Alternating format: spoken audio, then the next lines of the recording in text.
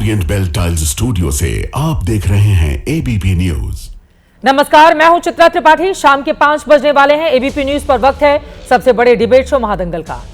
सूत्रों के हवाले से खबर आज नहीं बल्कि हमेशा से ही चलती आई है।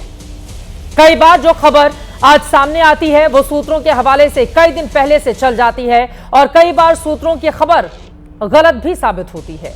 लेकिन बिहार में विपक्ष के नेता तेजस्वी यादव ने सूत्र पर जो जुबानी प्रहार किया है वो मर्यादा को तार तार करने वाला है। दरअसल बिहार में वोटर लिस्ट की समीक्षा को लेकर कल चुनाव आयोग के सूत्रों के हवाले से खबर आई कि बिहार में बहुत बड़ी संख्या में ऐसे लोग भी मतदाता बन गए हैं जो बांग्लादेशी, रोहिंग्या और नेपाल के हैं। इसको लेकर जब तेजस्वी यादव से सवाल पूछा गया तो उन्होंने सूत्र की तुलना मूत्र से कर दी। ऐसा भी नहीं है कि उनकी जुबान फिसल गई हो, क्योंकि उन्होंने अपने इस बयान को आज फिर से दोहराया है। आखिर विपक्षी नेता पद पर विराजमान रहते हुए तेजस्वी की ये कैसी भाषा है? क्या कोई खबर सूत्र के हिसाब से गलत साबित हो जाए तो उसकी तुलना आप मूत्र से करेंगे? क्या इसके लिए वो इससे बेहतर शब्द नहीं चुन सकते थे? आज तेजस्वी की इस भाषा को लेकर बीजेपी और जेडीयू आक्रामक हैं। इसे भाषाई लंपटता करार दिया जा रहा है। महादंगल में बात तेजस्वी की भाषा की। क्या चुनाव के दौरान तेजस्वी विरोधी पार्टियों के बदले मीडिया के खिलाफ अभियान चलाएंगे? सवाल यह भी है क्या घुसपैठियों को लेकर चुनाव आयोग के सूत्रों का दावा सही है? सवाल यह भी है चुनाव आयोग खुद सामने आकर क्यों नहीं बयान देता? और सवाल यह भी है कि वोटर लिस्ट का मुद्दा आखिर कब तक सुलझेगा? सवाल यह भी है कि अगर आज पड़ोस के मुल्क के लोग यहां पर अलग अलग तरह का लाभ पा रहे हैं और गलत तरह से उन्होंने अपने डॉक्यूमेंट बनवा लिए हैं और उसके लिए चुनाव आयोग अगर कोई कवायद करता है तो फिर संवैधानिक संस्था पर इस तरह के ओछे आरोप क्यों लगाए जा रहे हैं? कई ऐसे मुद्दे हैं जिसको लेकर करेंगे बड़ी चर्चा, लेकिन पहले जुबानी जंग देखिए।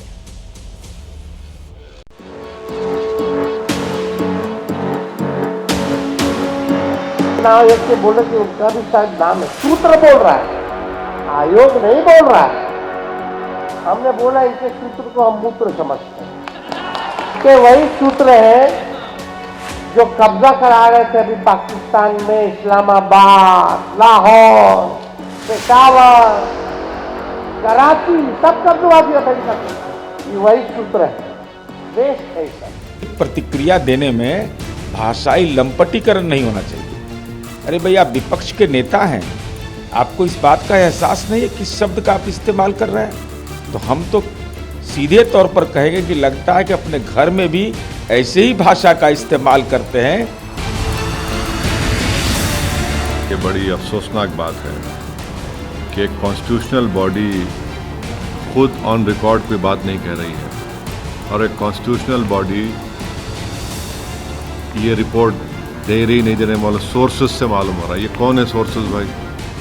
ईसीआई को किसने पावर्स या डिटरमाइन करने के लिए कोई सिटीजन है या नहीं है? मैं सबसे पहली हमारी पार्टी थी जिसने कहा था कि ये जो एसआईआर हो रहा है बिहार में, ये एनआरसी बैकडोर से हो रहा है।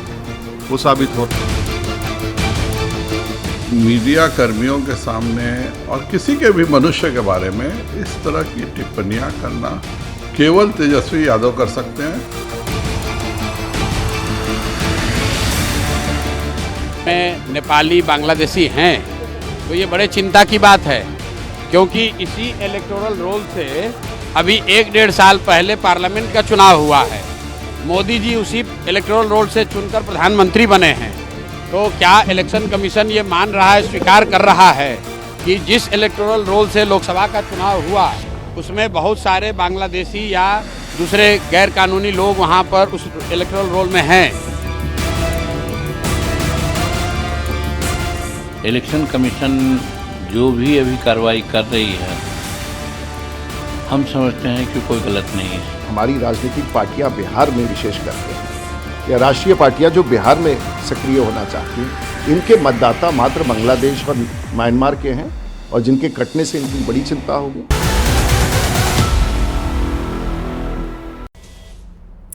जिस चुनाव आयोग को कटघरे में मौजूदा वक्त में नेता प्रतिपक्ष खड़ा कर रहे हैं, उसी चुनाव आयोग ने 2020 में जब चुनाव किए थे तो बिहार में सबसे बड़ी पार्टी बनकर आरजेडी उभरी थी, नंबर 1 पार्टी। बहुत सारे नेता मौजूदा वक्त में चुनाव आयोग के खिलाफ जिस तरह के अपशब्द गढ़ रहे हैं उनमें से कई ऐसे हैं जो चुनाव जीतकर 2024 में सांसद बने हैं, लेकिन उसके बावजूद लगातार चुनाव आयोग पर एक के बाद एक निशाने साधे जा रहे हैं। इसके जरिए आखिर ये तमाम नेता क्या साबित करना चाहते हैं, और सूत्र और मूत्र की तुलना क्या वास्तव में की जा सकती है? यह किस तरह की घृणित सोच है जो इस वक्त चुनाव के ठीक पहले निकलकर सामने आ रही है? कई ऐसे मुद्दे हैं जिसको लेकर बड़ी चर्चा करने वाले हैं। खास मेहमानों की मौजूदगी है, उनका परिचय आपसे करवा देती हूं। अभय दुबे जी, राष्ट्रीय प्रवक्ता कांग्रेस पार्टी के हमारे साथ जुड़ चुके हैं।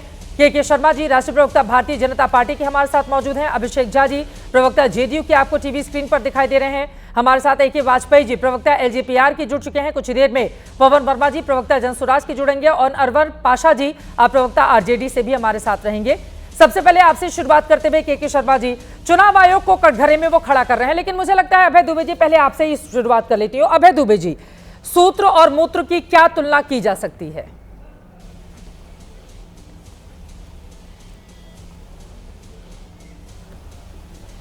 आपका ऑडियो नहीं आ रहा। चुनाव आयोग से कई लोग विधायक और सांसद चुन, आपने कहा कि उसी चुनाव आयोग के माध्यम से सांसद और विधायक चुन करके आ रहे हैं, तो मैं ये साफ कर दूं कि उनका चुनाव जनता ने किया है। जिस जनता को 4,90,00,000 बिहार की जनता को चुनाव आयोग ये धृष्टता कर रहा है बांग्लादेशी और म्यांमार का बताने का, वो मांझी हैं, वो पासवान हैं, वो दलित हैं, वो EBC हैं, समाज के पिछड़े वर्ग के लोगों के साथ जो यहां पलायन करने को मजबूर हुए 2-3 करोड़ लोग, उनके साथ ऐसा घृणित खेल खेल रहा है। आपको कैसे हर पता आदमी गद्दार है, दलित है, आपको कैसे पता है कि ये आंकड़ा कैसे आपके सामने आया? आपके किस सूत्र ने दी है जानकारी अभय दुबे जी? 4,90,00,000 लोगों पर यही तो सवाल खड़ा किया चुनाव आयोग ने। उन्होंने कहा 4,90,00,000 लोग 2003 के बाद के ये योग्य नहीं है, सबको हटाओ, सबकी एक-एक की जांच। अरे आप नागरिकता की जांच करने की एजेंसी नहीं है, पहली बात। लेकिन मैं बड़ी बात ये करना चाहता हूं कि आज चुनाव आयोग ने जब जाते ही मीटिंग में कह दिया कि 2 करोड़ लोगों के नाम कटेंगे, इसका अर्थ यह था कि वो मान रहे बिहार के 2 करोड़ लोग घुसपैठी हैं। उन्होंने कैसे ये बात तय कर ली? अरे भारत का संविधान है कि नहीं है, उस संविधान की मर्यादा को मानिए।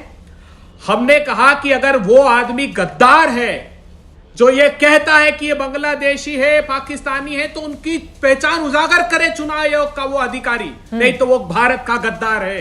अगर वो पहचान उजागर नहीं कर रहा है, वो समाचार पत्र जो पहचान उजागर नहीं कर रहा है, वो अधिकारी जो पहचान उजागर नहीं कर रहा है, वो भारत की पीठ में छुरा। पारदर्शिता तो होनी चाहिए, लेकिन अभय दुबे जी, लेकिन अगर चुनाव आयोग ने शुचिता का बंदोबस्त करने के लिए जो घुसपैठिए हैं उनको बाहर किया जा रहा है, तो फिर इसको लेकर इतना दर्द क्यों ही? ये बात समझ में नहीं आ रहा है। और उसी चुनाव आयोग की ओर से चुनाव करवाए 2003 में तो हुआ था ना, आखिरी बार 2003 में हुआ था। आपकी सरकार कई जगहों पर भी नहीं। 2004 में मनमोहन सिंह प्रधानमंत्री बने और 10 सालों तक वो रहते हैं। वही चुनाव आयोग था 2003 में जिसने ये काम करवाया था, और उसी चुनाव आयोग और सूत्रों की तुलना मूत्र से की जाएगी। अभय दुबे जी, मैं आपके पास आऊंगी एक बार। जरा RJD के प्रवक्ता भी हमारे साथ आ चुके हैं। अनवर पाशा जी, सूत्र और मूत्र में कोई फर्क नहीं नजर आता है क्या? अनवर पाशा जी, RJD के नेताओं को, नेता प्रतिपक्ष की ये भाषा है, बिहार जैसे राज्य का वो प्रतिनिधित्व कर रहे हैं, उनको भाषा की मर्यादा का भी नहीं ख्याल है। देखिए, भाषा की मर्यादा की बात करने का कोई अधिकार न तो JDU के पास है, न ये कांग्रेस BJP के पास है। ये सब जो लंपटबाजी करने वाले जो लीडर्स हैं, उनकी भाषाओं को आप देख लीजिए। प्रधानमंत्री की भाषा, ये मुसलमान मंगलसूत्र चुरा कर ले जाएगा, घुसपैठिया है, भैंस खोल के ले जाएगा, इनको कपड़ों से पहचानो, ये भाषा है प्रधानमंत्री की? क्या देश के किसी प्रधानमंत्री ने आपसे इससे पहले इस तरह की भाषा का इस्तेमाल किया था? इसलिए भाषा की मर्यादा की बात तो न करें। ये असल में बौखलाए हुए हैं, ये लोग, भारतीय जनता पार्टी के लोग बौखलाए हुए हैं, अपनी हार को साफ साफ देख रहे हैं, इसलिए एक नया नैरेटिव चलाए घुसपैठिए का। अरे शर्म आनी चाहिए भारतीय जनता पार्टी के लोगों को। उसी वोटर लिस्ट पे 2024 का इलेक्शन लड़ करके आकर के हमारे प्रधानमंत्री जी ने हुकूमत बनाई है, सरकार बनाई। घुसपैठियों के वोट से अगर आपने सरकार बनाई है तो आप रिजाइन कीजिए। अगर वोटर लिस्ट भी तो हुआ था, सेम चीजें। 2003 में हुआ था, 4 में आप लोगों की सरकार बनी थी केंद्र में, वो क्या था? चुनाव आयोग जैसी संवैधानिक संस्था को आप लोग घरे में खड़ा कर देंगे? नहीं नहीं, अगर आप लोग खड़ा कर देंगे, आपको लग रहा है जनता के ऊपर किस तरह का असर पड़ेगा अनवर पाशा जी? और भाषाई मर्यादा यहाँ तो पत्रकारों के ऊपर कटाक्ष किया जा रहा है ना तेजस्वी यादव की ओर से। 2003 की लॉजिक क्या बताइए? क्यों नहीं लॉजिक है? क्यों नहीं लॉजिक है? आखिरी बार जब हुआ था क्यों नहीं बताया जाएगा? आखिरी बार उस समय हुआ था। ठीक है सर, अब मीडिया घुसपैठिया है, बिल्कुल सही बात है। आप लोग तो बिल्कुल आप लोगों के राज का मैं जिक्र नहीं करना चाहती हूँ सर, वरना कितना बड़ा पलायन आप लोगों के राज में हुआ था। शर्म आनी चाहिए अनवर पाशा जी, इतने पढ़े लिखे लोग हैं। बिहार की जनता आपको सबक सिखा रही है 2005 से, 2005 से सबक सिखा रही है।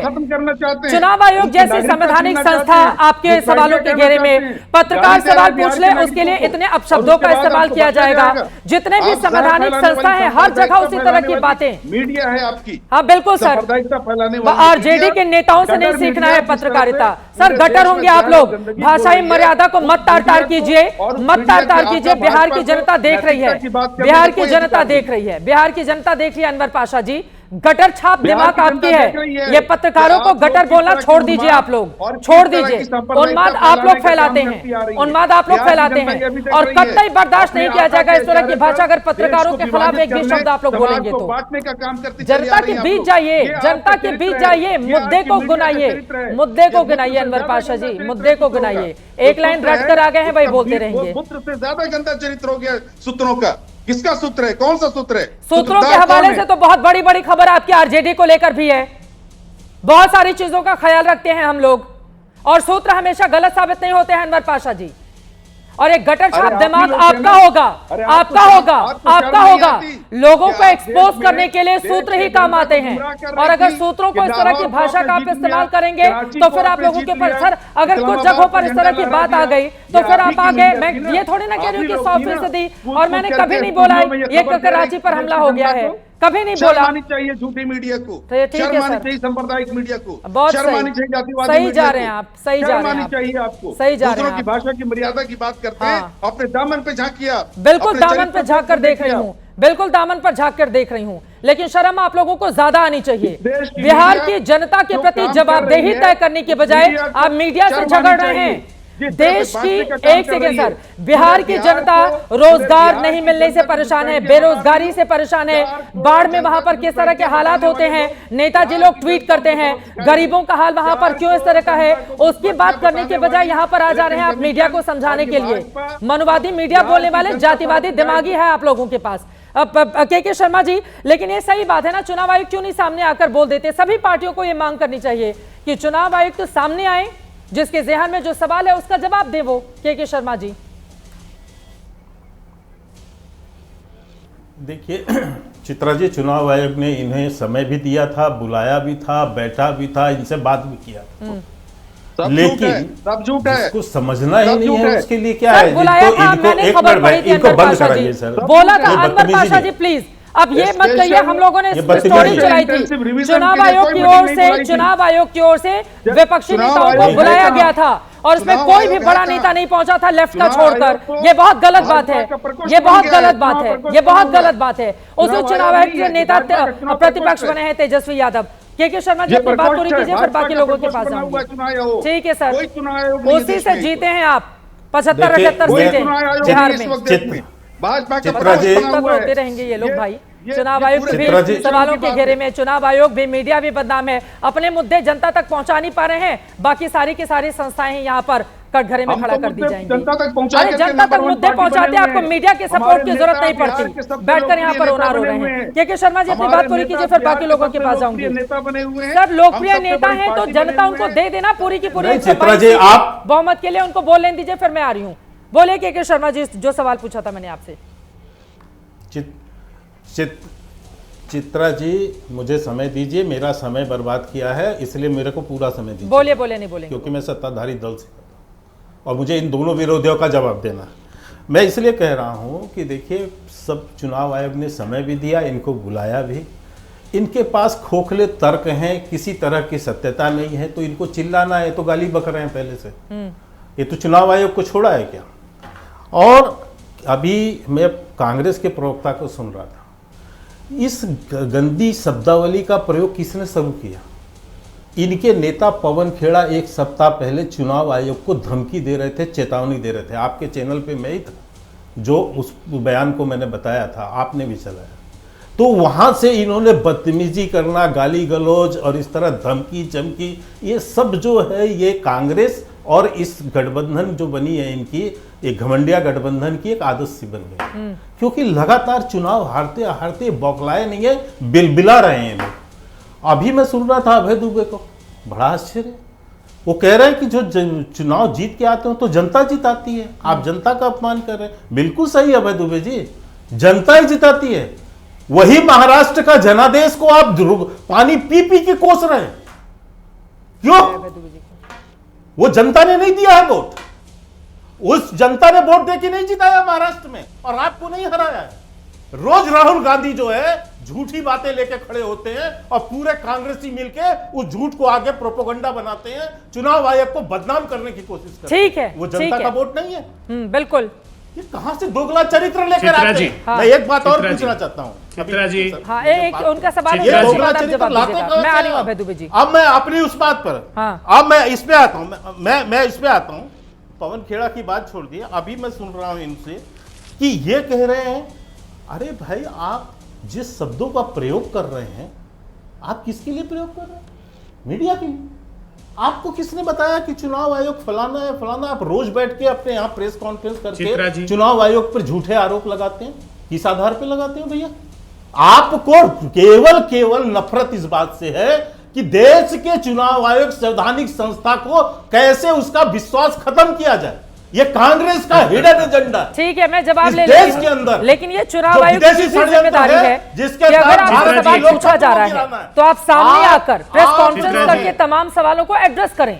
ये चुनाव आयोग की जिम्मेदारी है और उनको आना चाहिए, ताकि हर रोज अगर इस तरह की स्थिति। अब पवन जी मैं आपके पास आ रही हूँ, उसके पहले अभय दुबे जी जवाब देंगे। ठीक है अभय दुबे जी, आप उन्होंने आपकी बात लपक ली। आपने कहा कि जनता ने जिताए हैं हमारे नेताओं को, तो नरेंद्र मोदी को भी जनता ने जिताया है। महाराष्ट्र में इलेक्शन भी जनता के बदौलत वो लोग जीते हैं। तो बीजेपी जीते तो संवैधानिक संस्थाएं जिता रही हैं, विपक्षी दल जीते तो भैया जनता ने जिताया। चित भी मेरी पट भी मेरी कैसे चलेगा?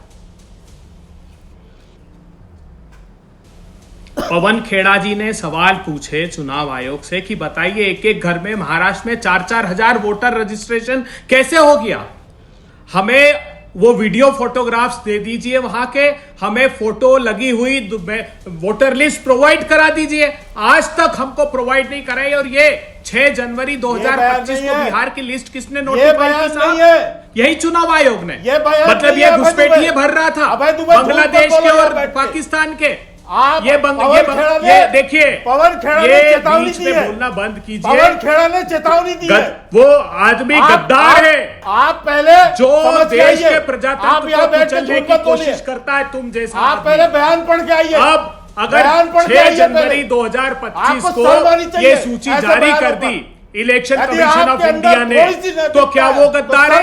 आज भी आधार के आधार पर वोटों का रजिस्ट्रेशन हो रहा है। आज संस्थाओं को चेतावनी देते हैं। आज जब हमारे देंगे 10 बार देंगे, मिर्ची तुमको क्यों लगती है? मतलब उस षड्यंत्र में तुम शामिल हो, तुम्हारा राजनीतिक दल शामिल है, भारतीय जनता पार्टी और चुनाव आयोग संगमत होकर देश के प्रजातंत्र को खत्म कर रहा है। इस देश में अब मिर्ची कैसी लगती चुनाव आयोग पर सवाल खड़ा करते हैं? गुंडागर्दी करोगे? आज भी आधार पर करोगे लोकतंत्र में? ये वोटर का नया रजिस्ट्रेशन हो रहा है। चेतावनी दोगे? जब कांग्रेस पार्टी ने संवैधानिक सवाल खड़े किए अपनी अपनी बारी में बोलेंगे प्लीज। डर के मारे, देखिए चित्रा जी इतनी देर बाद अगर इंटरफियर करेंगे तो ये शो छोड़ दूंगा मैं। आपको तुरंत बोलना चाहिए, मैंने बीच में नहीं बोला एक भी शब्द। आप क्यों नहीं रोकती है? जान करके कि सच्चाई की आवाज दबा दें। चुनाव आयोग ने क्या षड्यंत्र देश के साथ फिर बोला बीच में, फिर देखिए आप गलत बात है ये बिल्कुल। आप बिल्कुल नियंत्रित कीजिए। कोई बात नहीं, हमारे ऊपर धमकियों का असर नहीं पड़ता है। जनता एंकर भी बनाती है और जनताओं के बीच अपनी पहचान भी कायम करती है। किसी राजनीतिक दलों की धमकी के वो नहीं है और ठीक है, कोई बात नहीं, चलिए बोलिए अभय दुबे चित्रा जी बोलिए सर। धमकी दे रहे हैं बैठ के यहाँ, कोई बात नहीं चित्रा जी। ये दस्तावेज देखिए, देश देख रहा है आज असंवैधानिक आदेश, यही असंवैधानिक आदेश बाकी लोगों के पास भी जाना है। प्लीज पवन वर्मा जी के पास जाना है, वो इंतजार कर रहे हैं। दुबे जी जल्दी से अपनी बात खत्म करें। चुनाव आयोग के कानून में आरपी एक्ट में 23(4) में संशोधन किया। किसने किया? भारतीय जनता पार्टी की सरकार ने, और आधार उसमें ऐड कर दिया। हमने तो नहीं किया था, इनकी सरकार ने किया। आज भी नया वोटर रजिस्ट्रेशन कराने जाइए देश के किसी कोने में, सिर्फ आधार के आधार पे आपका वोट रजिस्ट्रेशन कर देंगे। बिहार में क्यों नहीं? क्योंकि इनको डर सता रहा है मोदी जी को। महाराष्ट्र में वोटों की चोरी की, यहां वोटों को काटना चाहते हैं बिहारियों के। चुनाव आयोग कह रहा है जो जहां रहता है वहां रजिस्ट्रेशन करा ले। अरे क्यों? 3 करोड़ लोग मजदूरी के लिए गए, ई श्रम पोर्टल पर रजिस्ट्रेशन है। चुनाव आयोग महोदय, ये सलाह मोदी जी को दीजिए ना। दिल्ली में रहते हैं, अहमदाबाद में वोट डालते हैं और वाराणसी से चुनाव लड़ते हैं। है साहस ये सुझाव देने का?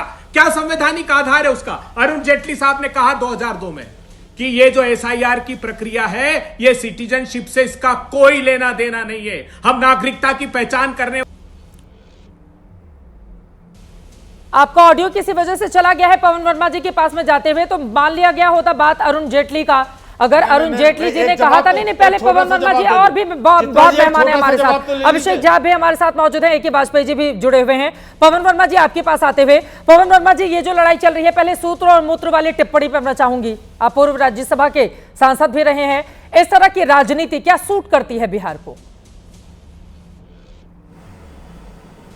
मैं समझता हूं कि जो शब्द और जिस लहजे में तेजस्वी यादव जी ने टिप्पणी की वो अमर्यादित है, अस्वीकृत है और शर्मनाक है। तो इस पे मेरी कोई दो राय नहीं। मैं 2 टूक बात आपके सामने रखता हूँ चित्रा जी, क्योंकि मेरे पास समय कम है, मुझे दूसरे चैनल पे जाना है। मैं बहुत संक्षिप्त में अपनी बात आपके सामने रख देता हूँ। ऐसा है कि चुनाव आयोग के पास पूरा हक और अधिकार है कि वो वोटर लिस्ट की शुद्धता सुनिश्चित करे। हमें इससे कोई एतराज़ नहीं है। जन स्वराज पार्टी एक संतुलित हमेशा स्टैंड लेती है, हमें उससे एतराज़ नहीं है। पर हम वही सवाल उठा रहे हैं जो माननीय सर्वोच्च न्यायालय ने अपने एडवाइजरी में जो सवाल उन्होंने सर्वोच्च न्यायालय ने चुनाव आयोग से पूछे, उस पर हम भी प्रश्न कर रहे हैं। एक तो आप ये जो आप SIR अब कर रहे हैं जी, वो चंद महीनों बाद ही हो रहा है। 2024 के चुनाव के पहले आपने समरी रिवीजन किया था, उसके ही बूते पर तो आपकी सरकार बनी चुनाव के परिणाम पर।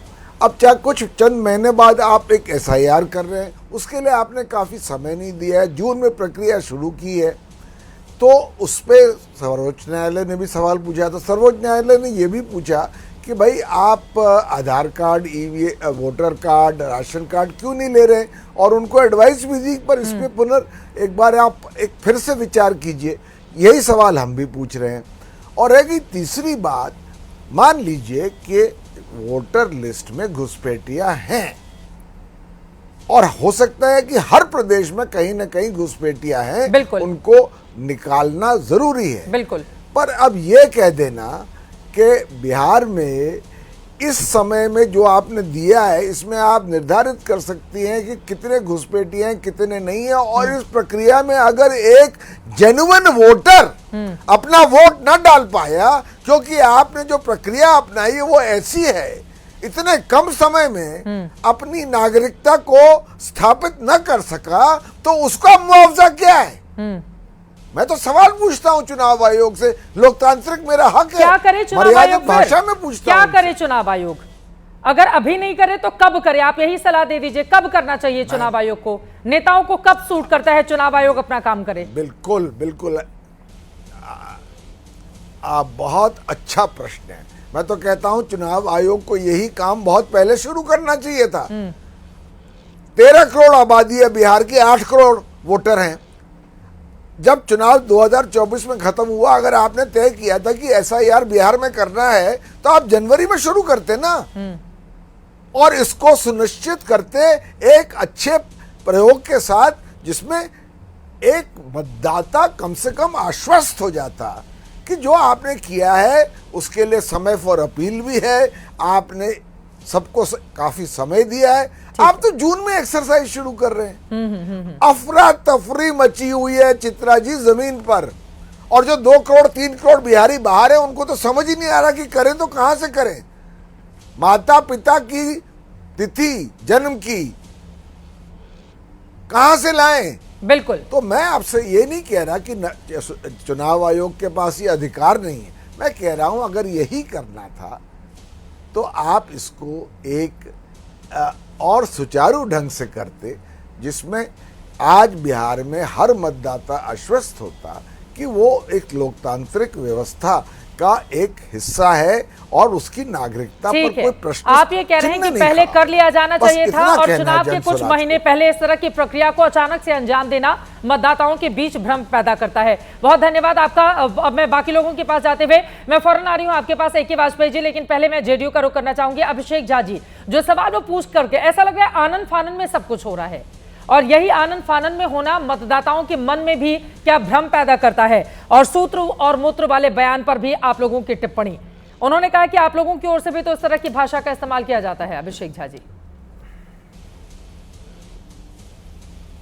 कोई उदाहरण उनके पास है इस गिरी हुई भाषा का? नहीं होगा चित्रा जी।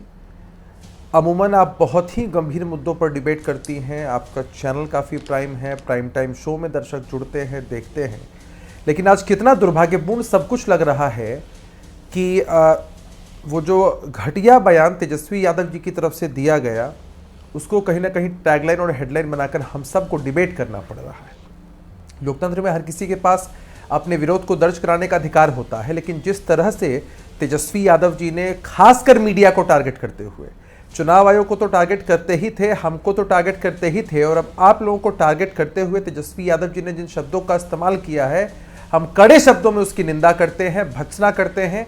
तेजस्वी जी, उनकी पार्टी, पूरे गठबंधन को माफी मांगनी चाहिए। अपनी भाषाई दरिद्रता का परिचय उन्होंने दिया है, और जिस राजनीतिक कुसंस्कार का वो परिचय दे रहे हैं, ऐसा लग रहा है कि अपने माता पिता के शासनकाल और उनकी पूरी राजनीतिक परवरिश में तेजस्वी जी ने इन्हीं बातों को सोचा है, समझा है और जाना है, और तभी तो दोबारा भी ऐसे शब्दों का ही इस्तेमाल कर रहे हैं। हमें लगता है कि तेजस्वी यादव जी जिस आचरण का प्रस्तुतिकरण कर रहे हैं, आने वाले चुनाव में बिहार के लोग उनको सबक जरूर सिखाएंगे, क्योंकि बिहार की ऐसी छवि नहीं है। जब इनको शासन करने का मौका मिला था तब बिहारियों की छवि कितनी बुरी बनाई थी इन्होंने, सबको याद है, और अब लोग इसको किसी भी कीमत पर स्वीकार नहीं करेंगे। अब दूसरे वाले पहलू पर चले आते जी। पिछली बार चुनाव आयोग ने यह प्रक्रिया 31 दिनों में पूर्ण की, इस बार 25 दिनों का लक्ष्य है। इसको लेकर बड़ा कंफ्यूजन है अभिषेक झा जी, इसको लेकर बड़ा कंफ्यूजन है। 2003 में एक बार फिर से मैं चाहूंगी इस सवाल का आप जवाब दें। 2003 में जो सत्यापन हुआ था वो सिर्फ क्या 31 दिनों का ही हुआ था?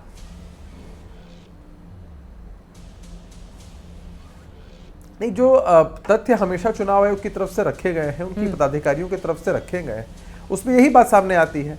और चित्रा जी, ये सवाल किससे पूछे जा रहे हैं? ये जो सवाल आप पूछ रही हैं, हमारे विपक्ष के साथी पूछ रहे हैं, वो किससे पूछ रहे हैं? चुनाव आयोग से पूछ रहे हैं। हमें लगता है कि आप लोगों ने कई डिबेट्स कराए हैं, जिसमें पूर्व कई बड़े पदाधिकारी जो चुनाव आयोग में काम कर चुके हैं, उन्होंने इस बात पर अपना पक्ष रखा है। चुनाव आयोग के वर्तमान पदाधिकारियों ने अपना पक्ष रखा है, सब लोगों ने बातें बताई, और हमें लगता है कि उनके जवाब से संतुष्ट होना ना होना हर किसी के बस में है। पूरा मामला न्यायालय में गया, न्यायालय की जो टिप्पणी है वो भी आपके सामने है। हम चुनाव आयोग के प्रवक्ता नहीं हैं कि उन बारीकियों को हम आपके सामने बता पाएं। हम चाहते हैं निष्पक्ष चुनाव हो, हर व्यक्ति को वोट देने का अधिकार मिले, जो फर्जी वोटर हैं वो हमारे लोकतांत्रिक प्रक्रिया को प्रभावित ना कर सके, ये भी हम सबकी मंशा है। लेकिन विपक्ष के साथी जिस तरह की बेचैनी दिखाते हैं, और कुछ ऐसी पार्टियां भी जिनको भी आपने बिठाया, मौका दिया, जो बिहार की राजनीति में न 3 में है न 13 में, न चुनाव लड़ने का अनुभव है न सांगठनिक अनुभव है, वो पार्टियां भी जब सवाल उठाती हैं तब हमें थोड़ा आश्चर्य होता है कि भाई आप इतने विरोध में क्यों हैं? किस चुनाव आयोग के विरोध में आप हैं? उसी चुनाव आयोग के विरोध में हैं जिस चुनाव आयोग ने चुनाव करवाया और तेजस्वी यादव जी विधायक बन गए, नेता प्रतिपक्ष बने, कभी मंत्री बने।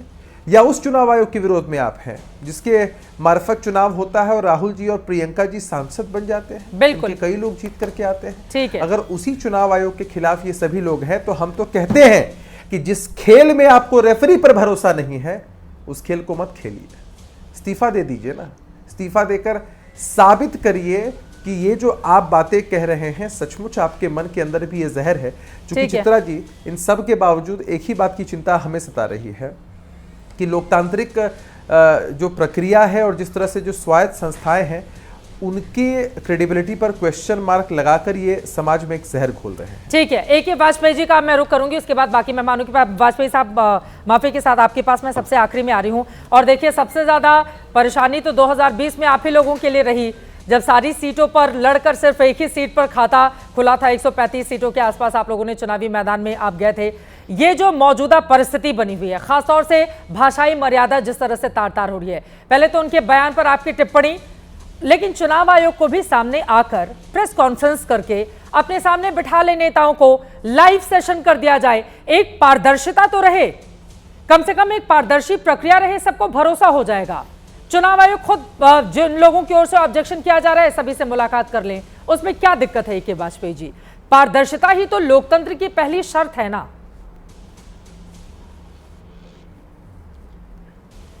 देखिए चित्रा जी, जहाँ तक ये तेजस्वी के बयान का सवाल है ना, तेजस्वी से हमें इससे ज़्यादा उम्मीद नहीं है। आपको याद होगा 2 दिन पहले कह रहे थे कि वक्फ को हम कूड़ेदान में डाल देंगे। मतलब ये तो एक और बयान था इनका 2 दिन पहले का कि प्रधानमंत्री सबकी पेंशन खा जाएंगे। मतलब कहाँ दिमाग है इनका, कहाँ भाषा बोल रहे हैं, क्या बोल रहे हैं। और इसके लिए दोष है इनकी शिक्षा प्रणाली का, 9th फेल है ये ध्यान में रखना पड़ेगा हमको, हमें इनसे ज़्यादा उम्मीद नहीं है। लेकिन आइए टॉपिक पे आइए, इलेक्शन कमीशन ऑफ इंडिया। देखिए, इलेक्शन कमीशन ऑफ इंडिया सबसे बड़े लोकतंत्र है विश्व का, भारत हमारा, और उसके चुनाव 1950 से लगातार कराती आ रही है और पूरा वर्ल्ड अप्रिशिएट करता है। कहीं कोई दिक्कत नहीं है। संवैधानिक जो व्यवस्था है उस व्यवस्था के हिसाब से चुनाव कराने की जिम्मेवारी इलेक्शन कमीशन ऑफ इंडिया की है। अभी तेलंगाना में जीते हैं, हिमाचल में जीते हैं, कर्नाटका में जीते हैं, तब क्या हो गया था? ईवीएम पे बड़ा शोर मचाते थे। ये क्या हुआ ईवीएम का? क्यों शांत अब हो गए? ईवीएम छोड़ दिया इन्होंने। हाँ, ईवीएम छोड़ के अब आ गए वोटर लिस्ट पे। हाँ, ईवीएम पे इतना शोर था, क्यों छोड़ दिया विपक्षी दलों ने ईवीएम? वही हम कह रहे हैं ना, अब वो हो गया, इनके पास इतना ही शोर करना था, कुछ मिला नहीं, कुछ तथ्य होता नहीं, इसलिए छोड़ दिया। अब आ गए इस पे। अभी महाराष्ट्र पे कितना शोर मचाया इन्होंने कि वोट बढ़ गए, 70 लाख बढ़ गए, कहीं 1 करोड़ बढ़ गए, कहीं 40 लाख बढ़ गए। फिर ये हाईकोर्ट चले गए। क्या हुआ हाईकोर्ट में? टाइम फिस आर्ग्यूमेंट हुआ, दिन भर आर्ग्यूमेंट हुआ, और हाईकोर्ट ने बाकायदा स्ट्रक्चर पास कर दिए कि कोर्ट का टाइम खराब किया सारा दिन, और पिटीशन डिसमिस कर दी। मतलब क्या आरोपों का तथ्य क्या है? अभी क्या सूत्र का मतलब क्या है? मीडिया के पास वैसे बाई द वे सबसे ज्यादा सोर्सेज होते हैं, तो मीडिया को भी गाली देंगे। चौथा खंबा है ये। आप रोज डिबेट में तो देते ही देते हो, लेकिन अब सार्वजनिक तौर पे भी आ गए। क्या आरोप लगा रहे हो मीडिया के ऊपर के सूत्र नहीं? आगे भाई सोर्सेज सबके होते हैं, लेकिन जो गड़बड़ी नजर आ रही है कि बांग्लादेशी ज्यादा है, नेपाली लोग ज्यादा है, म्यांमार से रोहिंग्या ज्यादा है, तो इसमें क्या एतराज हो गया? जितने ज्यादा निकल के आएंगे डाटा इलेक्शन कमीशन सबके सामने रखेगा। अभी इलेक्शन कमीशन ने बुलाया भी था इन लोगों को, ये बाहर आके कर रहे थे, प्रेस को एड्रेस कर रहे थे। क्यों नहीं गए इनके बड़े लीडर? देख जी, तो वही हम कह रहे, इनके आरोपों में कोई सत्यता नहीं होती, कोई तथ्य नहीं होते। आरोप सिर्फ इसलिए लगाते हैं कि जी हम विपक्ष में हैं, हमको शोर शराबा करना है। अब ये अगर ऐसा SIR कर रहे हैं, आप कह रहे हो जी क्यों टाइमिंग बड़ी गड़बड़ है? अभी लोकसभा इलेक्शन थे, उसके बाद 2-3 राज्यों के इलेक्शन हो गए। आप कुछ सवाल पूछ रहे हैं, उसका जवाब मिल जाना चाहिए। नहीं कर रहे शोर शराबा, लेकिन क्या गुमराह क्यों? हम अरे खूब पहुंचे, पूछे, खूब पहुंचे, जहां इलेक्शन कमीशन के दरवाजे खुले हुए हैं, बुलाया था इलेक्शन कमीशन ने, एक एक चीज समझाई है इनको। उसके बावजूद ये जनता को गुमराह कर रहे हैं। इसके पीछे सिर्फ और सिर्फ एक कारण है, हताशा, डरे हुए हैं, संदेह है, शक है, आशंका है कि हमारे वोट ना कट जाए, हमारे वोट ना कट जाए। अरे जो वोटर नहीं है यहाँ का, जो भारत का नागरिक नहीं होगा, वो कटेगा ही कटेगा। और इलेक्शन कमीशन, माफ करना, नागरिकता डिसाइड नहीं कर रहा है। इलेक्शन कमीशन ये देख रहा है कि वोट वही डालेगा जो यहाँ का नागरिक होगा। नागरिकता डिसाइड करने का काम भारत सरकार का है। वो नहीं कर रहे। और 11 डॉक्यूमेंट हैं बकायदा, उसमें से कोई होगा इमीडिएटली हो जाएगा। और आधार कार्ड में भी आइए, फॉर्म उठा के देखिए, हुआ भी है। उसमें आधार लेकिन रोहिंग्या, बांग्लादेशी, नेपाली नागरिकों को लेकर जिस तरह के अनवर पाशा जी, अब यहाँ पर तेजस्वी यादव की ओर से एक और बयान दिया गया है जो अपने आप में वो कह रहे हैं कि नेपाल के नागरिकों के साथ हमारा रोटी बेटी का संबंध है। ये बात बिल्कुल सही है। बिहार पुलिस में नेपाली लोग हैं, आर्मी में नेपाली लोग हैं। अब इसका क्या ये मतलब निकाल लिया जाए कि नेपाली नागरिक नेपाल में भी वोट दे दे और भारत के बिहार में भी वोट दे दे? मतलब ये कहना चाह रहे हैं तेजस्वी यादव जी, नेपाल के लोगों की तो बल्ले बल्ले हो जाएगी, दो जगह सरकार बनवाएंगे अपनी? क्या कहना चाह रहे हैं इस बयान से वो? आपका ऑडियो नहीं आ रहा है सर, अनम्यूट कर लीजिए। ऑडियो नहीं आ रहा है, अनम्यूट कर लें स्क्रीन। सब जो बोलते हैं, हाँ, बाकी सब जब बोलते हैं तो आप हूँ हाँ करती रहती हैं और कहती हैं हाँ ठीक हाँ ठीक। अब जब मैं बोल रहा हूँ तो आप जो है बीच में इंटरप्ट करेंगी, एक सेंटेंस हमें बोलने नहीं देंगी। सर इंटरप्ट तो मुझे करना ही पड़ेगा क्योंकि आपका फ्रेम ही टेढ़ा है, उल्टे दिखाई दे रहे हैं सर। माफी के साथ अभी आप उल्टे दिखाई दे रहे हैं, तो मुझे आपको सीधा करने के लिए बोलना पड़ेगा सर। आप अपनी पार्टी, आपको सीधा करने के लिए बोलना पड़ेगा, आपको सीधा करने के लिए तो बोलना ही पड़ेगा। मुझे लग रहा है कि उनका फ्रेम आप जल्दी से सीधा करवा लें, वरना उनको ये भी लगेगा कि मैं टेढ़ा और सीधा ऐसे शब्दों का इस्तेमाल क्यों कर रही हूँ। सर फ्रेम के लिए कर रही हूँ, बस फ्रेम के लिए कर रही हूँ। आगे क्या? चले ठीक है, उनका फ्रेम हम तब तक ठीक कराते हैं। मुझे लग रहा है अभय दुबे जी आप तब तक इस पर टिप्पणी कर दीजिए। तेजस्वी यादव जब ये कहते हैं कि नेपाल के लोगों से रोटी बेटी का संबंध है, बिहार पुलिस में ये लोग हैं, हमारी सेना में ये लोग हैं, तो क्या बताना चाहते हैं? नेपाल के लोगों को मिल जानी चाहिए नागरिकता, वोट देना चाहिए पकड़े जाने पर भी? जो अगर तेजस्वी जी कह रहे हैं पुलिस में है तो भारत का नागरिक ही तो भारत की पुलिस में शामिल होगा ना। हाँ, भारत का जो नागरिक है वो तो नहीं होगा। सवाल आज क्या है? सवाल ये है कि जिस तरह सर्वोच्च अदालत ने अपना फैसला दिया है उससे चुनाव आयोग और भारतीय जनता पार्टी पूरी तरह एक्सपोज हो गए। चीफ जस्टिस वो जज ने ये कहा सर्वोच्च अदालत के कि उदाहरण के लिए मैं कहता हूं कि इसी आधार कार्ड से आप डोमिसाइल सर्टिफिकेट बनाते हो और वो 11 की लिस्ट में है, तो फिर इस आधार कार्ड को अवैध कैसे मान सकते हो? स्टैट्यूटरी प्रोविजन आपने वैधानिक प्रावधान करके एक्ट में आधार डलाया, तो फिर आधार कार्ड को प्रशासनिक आदेश से खारिज नहीं कर सकते आप।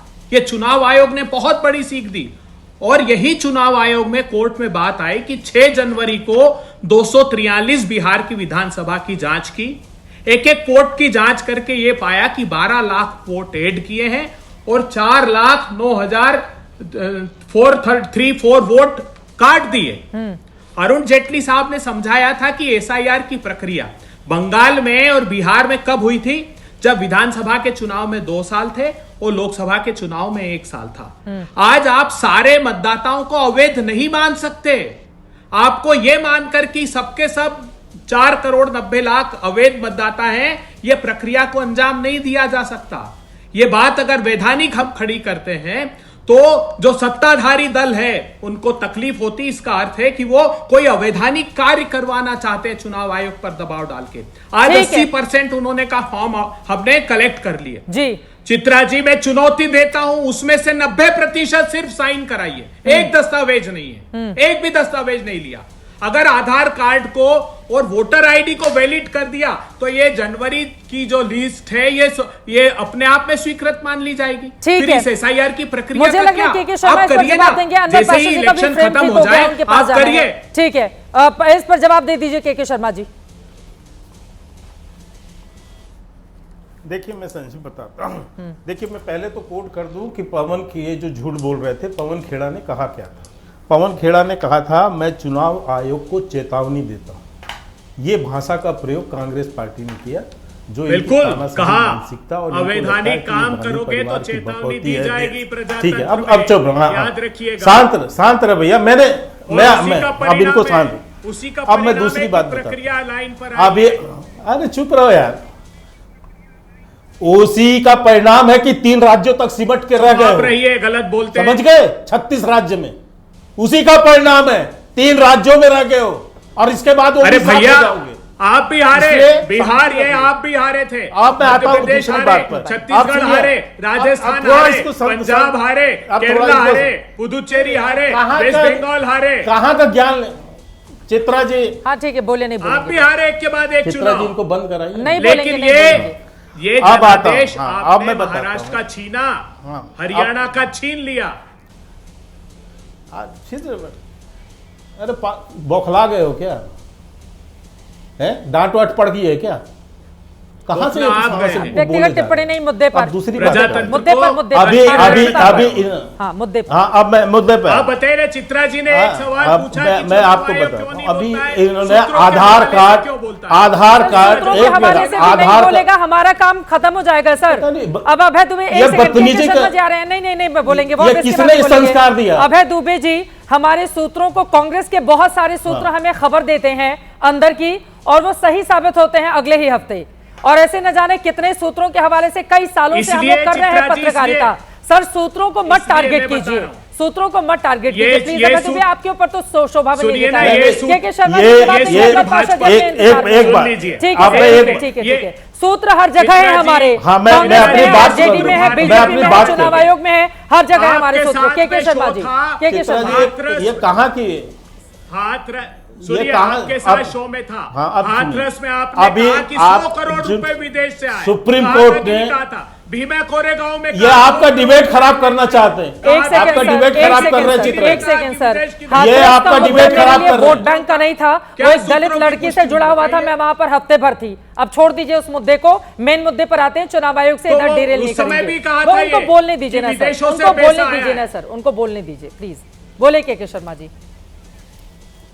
अब मैं उस विषय पर, अब मैं दो बात पे आता हूँ। अभी इन्होंने कहा सुप्रीम कोर्ट ने क्या कहा उस दिन कोर्ट में, उन्होंने कोई रोक लगाई? कोई रोक नहीं लगाई, बिल्कुल नहीं। लेकिन इनको किसी तरह से प्रोपेगेंडा खड़ा करना है, इनको झूठ फैलाना है, भारत के लोकतंत्र को खत्म करने के पूरे प्रयास करने हैं। अभी ये आधार कार्ड की बात कर रहे हैं। चित्रा जी आपने कितने शो किए होंगे आधार कार्ड के ऊपर में? 2000 इसी आधार कार्ड का विरोध करते सुप्रीम कोर्ट में 2018 तक ये लड़ते रहे इस आधार कार्ड को समाप्त करने के लिए। ये वही कांग्रेस पार्टी आज जो आधार कार्ड कर रहे हैं।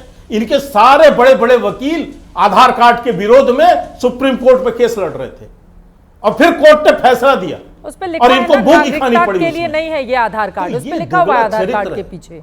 सुनिए, हाँ मैं इसीलिए मैं उसी पे आ रहा हूं। आज जो ये आधार कार्ड कर रहे हैं 2018 तक क्यों विरोध कर रहे थे आप उस आधार कार्ड का? लेकिन क्योंकि ये दोहरा चरित्र है कांग्रेस का, इसीलिए मैं कह रहा हूं। और ये जो भाषा शैली का जहां तक प्रश्न है, इनको जो तानाशाही मानसिकता मिली है, उसी मानसिकता के कारण इनको मीडिया, क्या राहुल गांधी कितनी बार मीडिया को गाली दे चुके हैं, कितनी बार पत्रकारों को उठा के पूछा कि तुम किस पार्टी से आते हो, इस तरह का अपमान करना पत्रकारों का ये सगल है इनका। और यही बात मैं कह रहा हूं। इसी के बाद मैं दूसरी बात भी कह रहा हूं, केवल मीडिया को ही गाली नहीं देना है, इनको देश की हर संवैधानिक संस्था को गाली देना। और जहां तक रही तेजस्वी यादव की बात, आप सोच सकते हैं कि जिसका पिता लालू प्रसाद यादव सजा याफ्ता हैं भ्रष्टाचार के मामले में, एक मुखिया का चुनाव नहीं लड़ सकते। वो खुद तेजस्वी यादव जेल से बेल पर है, राहुल गांधी भी जेल से बेल पर है, सोनिया गांधी भी जेल से बेल पर है। अनवर जी आ रही है, तुरंत आ रही है। अपेक्षा कर सकते हैं इन लोग की,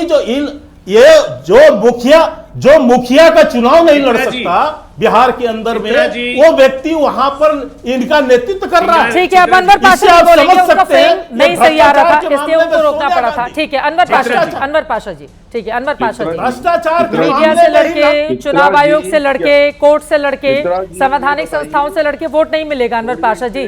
जनता के मुद्दे उठाने से वोट मिलेगा।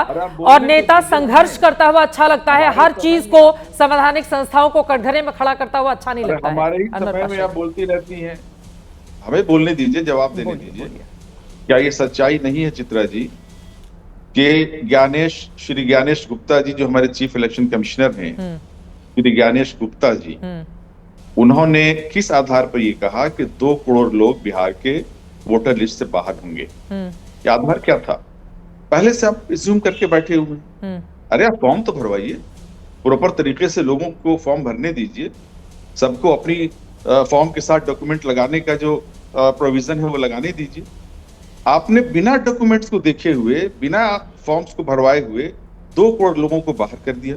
इलेक्शन कमीशन को सुप्रीम कोर्ट ने क्या कहा ना कि आधार कार्ड को आप शामिल कीजिए, आप राशन कार्ड को शामिल कीजिए, वोटर आईडी जो उनके पास है उसको शामिल कीजिए। उसको मानने को इलेक्शन कमीशन तैयार नहीं। और हड़बड़ी में इलेक्शन कमीशन बिना किसी डॉक्यूमेंट के, बिना फोटोग्राफ के एप्लीकेशन जो है भरवा रही है, जमा कर रही है। किस आधार पर आप लिस्ट बनाने जा रहे हैं, उससे आपकी जो मंशा है वो जाहिर होती है कि आपने तय कर रखा है कि हमें बिहार के नागरिकों को प्रताड़ित करना है, घुसपैठिया बताना है, गरीबों और वंचितों को वोटिंग अधिकार से वंचित कर देना है, उनको नागरिकता के अधिकार से वंचित करके तमाम सुविधाओं से वंचित करना है। ये षड्यंत्र है और इलेक्शन कमीशन भाजपा के षड्यंत्र में शामिल है। इसलिए जाहिर है कि हम इसके खिलाफ लड़ेंगे। हम इसके खिलाफ लड़ रहे हैं, जनता के बीच जा रहे हैं, जनता को जागरूक कर रहे हैं। और जो भारतीय जनता पार्टी है उसको अपनी हार नजर आ रही है, इसलिए और कोई नैरेटिव उसको नहीं मिला। घुसपैठिए का नैरेटिव लेकर के इलेक्शन कमीशन के सहारे, इलेक्शन कमीशन के कंधे पर बंदूक रख के घुसपैठिए का नैरेटिव चला रही है भाजपा। लेकिन इस नैरेटिव का कुछ नहीं होगा।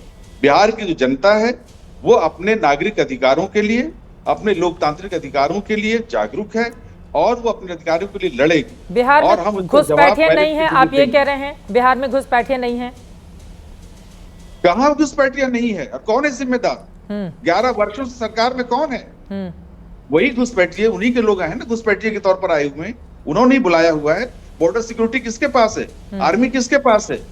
तमाम जो सुरक्षा कर्मी, सुरक्षा संस्थाएं किसके पास हैं? किस आधार पर घुसपैठिए कह करके और वो आज बिहार की जनता को अपमानित करना चाहते हैं? इसके जिम्मेदार तो वही है ना। आप बाहर कीजिए ना घुसपैठियों, किसने मना किया है? कैसे बाहर करेंगे? पहचान कर रहे हैं तो दर्द हो रहा है, तो कैसे बाहर पूरे करेंगे? देश में अमित शाह साहब है ना जिम्मेदार। चित्रा जी, अमित शाह ये जी के पास हकीकत नहीं है क्या जिम्मेदारी कि 3.5 साल पहले इस देश में जनगणना होनी चाहिए थी? इस सरकार में इतनी कुवत नहीं है कि जनगणना करा सके। सर उस समय कोरोना का दौर था ना 2021 में, जब जनगणना होनी थी तो फिर ठीक है, लेकिन जल्दी ही हो जानी चाहिए। आप इसको करा लेती। हाँ, जल्दी हो जानी चाहिए थी। बिल्कुल बिल्कुल बिल्कुल। लेकिन सर ये मीडिया को टारगेट करके आप नहीं, विश्व का एक भी देश बताइए अनवर पाशा जी, मीडिया को टारगेट करके वोट थोड़ी ना मिलेगा। मीडिया को टारगेट करके ज्यादा से ज्यादा आप एंकर बन सकते हैं अनवर पाशा जी। आप चित्रा त्रिपाठी को टारगेट करेंगे अगर आपको यहाँ पर आकर कुर्सी पर बैठना है तो, और क्या हासिल होगा आपको? चरित्र है, देश उसको जानता है। हाँ बिल्कुल सर। मीडिया विपक्ष को टारगेट करके सरकार के लिए वोट बटोरे वो चलेगा। अभय दुबे जी, वैसे तो मैं नहीं जातिवाद में भरोसा रखती हूँ, लेकिन राहुल गांधी सरेआम अगर पत्रकारों से उनकी जाति पूछते हैं तो अभय दुबे जी आपको भी सोचना चाहिए। आपके भी नाम के आगे दुबे लगा हुआ है। मुझे ज्यादा कुछ कहने की जरूरत नहीं है। और इस तरह की जो मानसिकता है ना सर, नहीं, हाँ तो बिल्कुल मैं बोलूंगी अगर इस तरह की बात आप करेंगे तो बिल्कुल करेंगे। अच्छा है ना, पूछे सर, जातिवाद में बात दीजिए, जो अंग्रेज काम करके गए वो आप करके जाइए। सर मीडिया को टारगेट करना छोड़ दीजिए। हम ईमानदारी से अपना काम करते हैं, पत्रकार ईमानदारी से अपना काम करते हैं। उनको भगवान ने जितनी बुद्धि दी है उसके हिसाब से अपना काम करते हैं। नेता अगर ईमानदारी से अपना काम करेंगे तो फिर सर यहाँ पर भाजपा को विंडो में बिठाने के लिए नहीं खड़ा किया था। सवाल उनसे भी पूछा गया है। लाइव शो है, लाइव शो है सर, कोई रिकॉर्डेड शो नहीं है, लाइव शो है। और बिल्कुल जिम्मेदार पत्रकार सर, किसी के नेता के बनाने से पत्रकार नहीं बनता है। किसी के नेता के प्रमाण पत्र से पत्रकार नहीं बनता है। पत्रकार जनता के मुद्दे उठाने से बनता है। और हम लोगों को गर्व है कि हम लोग लगातार जनता से जुड़े मुद्दे उठाते रहते हैं। लेकिन आप प्लीज जायज मुद्दे, अब आप अभय दुबे जी कल को लिखकर दे दीजिएगा कि जायज क्या है नाजायज क्या है। अपने अपने चश्मे से जायज और नाजायज की ये जो परिभाषा आप लोग गढ़ते हैं वो कतई ठीक नहीं है। पत्रकार ईमानदारी से अपना काम करते हैं, नेता भी अगर ईमानदारी अगर अपने काम में दिखाएंगे तो शायद बेहतर होगा। और एक दूसरे के मामले में हस्तक्षेप करने से कहीं ज्यादा अच्छा है कि जनता से जुड़े हुए मुद्दे हम उठाएं और पारदर्शी व्यवस्था को लेकर हिंदुस्तान और कोई भी प्रदेश आगे बढ़े। सूत्र और मूत्र जैसे शब्दों से भी दोनों को आपस में जोड़कर नेताओं को परहेज करना सीखना होगा।